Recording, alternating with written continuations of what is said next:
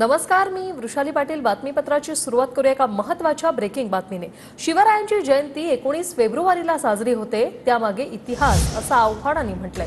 अनेक इतिहासकारांनी त्यावर संशोधन केलंय. तिथीवर का जाता? जितेंद्र आव्हाड यांनी सुधीर मुनगंटीवार यांना हा सवाल विचारलाय. तर ज्यांच्यासाठी विषय उचलला जातोय त्यांचे उत्सव तिथीनुसार होतात असं मुनगंटीवारांनी म्हटलंय. चंद्र आकाशात कधी दिसतो त्यावर त्यांचे उत्सव होतात, तारखेनुसार नाही असं मुनगंटीवारांनी म्हटलंय.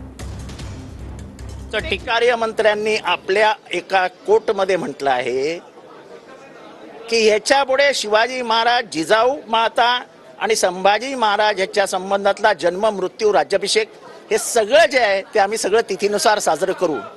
ह्याच्या मागे इतिहास आहे. अनेक इतिहास तज्ञांनी त्याच्यात भाग घेतला आणि त्या इतिहास तज्ञांनी संशोधनानंतर 19 फेब्रुवारी तारीख नक्की केली. आता तिथीवर कशाला जात आहे? आपल्या धर्मामध्ये अनेकदा तिथीप्रमाणे आपण कार्यक्रम करतो, उत्सव करतो.